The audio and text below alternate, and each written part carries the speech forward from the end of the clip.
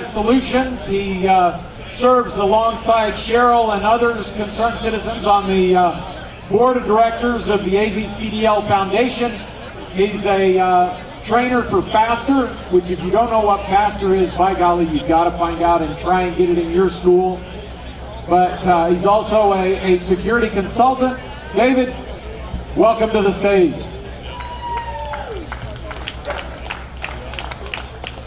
All right, that's sad. Let's try that again. Let's go, Brandon! All right, they only gave me 5 minutes, so I'm gonna do my best to be nice and loud and clear. If you guys need to turn it up, just, give me a little raise the roof symbol here. All right, greetings. Last year I spoke to you about a well-regulated militia and its history and regular practice here in the United States. Our ancestors understood that a well-regulated militia meant all able-bodied males between the ages of 16 and 60, being well-trained, well-equipped for the purpose of defense of their homes, their state sovereignty, and in times of national defense. They understood the Second Amendment to mean modern military equipment. It was not just limited to firearms. It became federal law under the Militia Act of 1792 and remained unchanged until 1903, when they nationalized it and formed the National Guard as we know it today, which means for nearly 400 years the strength of our nation truly rested in the hands of the people, for the people, by the people. My family, like many American families, has carried on this proud tradition for over 11 generations. My sons have been trained since childhood for the day when they may be called to defend themselves, the family they love, or their nation in crisis. I got 2 boys serving right now, one at 10th Mountain, one at 25th IDF. Whoop. Just because it's no longer common practice does not negate the fact that as free men it is our duty to exercise that right. This year I want to talk to you about why the militia is being an armed body of the people is necessary for the security of a free state. Because the state's definition is a political organized body of the people. It's also Arizona's natural right of existence. It's also the physical condition of our state. Our founding fathers were everyday citizens like you and me. They faced insurmountable odds, removing their government, and were terrified to form a new one. They were, in fact, we the people, like you and me. They knew that if they weren't careful, they could leave too much power unchecked, which is why even after they drafted the Constitution, they wrote the Bill of Rights to guarantee certain rights always rested in your hands. The 10th Amendment states that the power is not delegated to the United States by the Constitution, nor prohibited to it by the states, are reserved to the states, respectively, or to the people. So the only way we've given up power is by turning it over to the federal government, and a lot of it is involved with the tax system. If we receive funding from the federal government, we don't produce it ourselves in the state. That's where we have to offer compromise. They understood that smaller communities were stronger in shaping the direction of their government. You should know that your elected leaders are by their first name. They shouldn't be so far removed that you can't speak to them in person. Locally elected leaders can be held accountable and are more in touch with their community and what works best for them. In 1776, we stood up to the world's most powerful army as 13 separate colonies united under one nation. Just 90 years ago, my grandfather could have mailed a Thompson machine gun to his house, built a suppressor fort in his garage, and nobody would have blinked an eye. Most Americans lack the true knowledge and understanding of our history and our culture. It has never been more important for all Americans to be involved in shaping our children's future by monitoring what they learn and from who. I have personally witnessed the confusion in my son's eyes as public schools teach him one history and I teach him another. But we must never forget our history unless we want to repeat it in our future. Over the past 90 years, the red line has moved, it has changed shape, and now offers different shades for political correctness. But make no mistake, the Second Amendment has been under attack this entire time.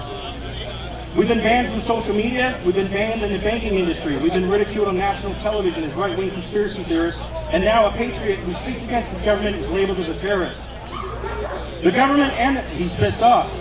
The government and the media would have you believe that you can't be trusted and they want you to put your faith in them. So let's look at the slow erosion that's been taking place.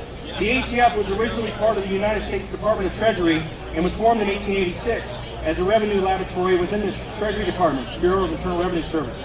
In 1903, they created the National Guard, relieving us of our burden to provide for our state and national defense using modern weapons.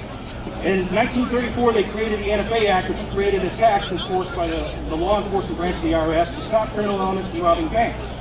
They imposed a $200 tax, which by today's standard is more than $4,000. They achieved this by claiming that SBRs and SBSs were not in regular use by the military and therefore not protected by the Second Amendment. They also attempted to include pistols and revolvers, as concealed firearms back then were only used by criminals. In 1938, they created the Firearms Act, which licensed dealers to stop felons. In 1968, they put further restrictions on felons and the mentally ill, regulated importation, required serial numbers, and used loose terminology which directly impacted unwitting U.S. citizens. In 1986, the NRA passed the Firearm Owners Protection Act, which fixed many of those issues, but we lost the production of new automatic firearms. In 93, they passed the Brady Handgun Violence Act and created the NICS system, which has failed us time and time again because the FBI doesn't follow up or local police agencies don't report criminals to the system that's being checked. The Federal Gun-Free Zone Act of 1994 caused school shootings to rise. Federal gun control law, which is also known as the assault weapons ban, caused violent crime to rise for more than 10 years until it expired. During this time, they've changed the criteria for mass shootings, lowering the standard to raise the statistics. They allowed arm braces, then they denied them. They allowed bump stocks, then they denied them. They allowed triggers, and now they deny them, simply with the ATF waving a pen. The right of self-defense began when life was created, even before governments were formed. For more than 400 years, we were well-armed, well-trained for personal defense, the state sovereignty, and national defense. When we were separate states, the distrust of the federal government, we had more authority. Slowly over the past 90 years, we've lost our identity and allowed federal funding to dictate our state's core values. And it's for this reason I joined the Arizona Citizens Defense League and call upon you today to do the same thing. We, the people of Arizona, have a responsibility here at home to get our house in order. When our Second Amendment is secure, we can secure our elections, we can secure our borders. We can become financially independent of the federal government, fix our school systems and our health care, stand by our first responders, and offer no apologies while we do it. We need to set an example moving forward that a nation of states would be proud to follow. We must never again forget what these words mean.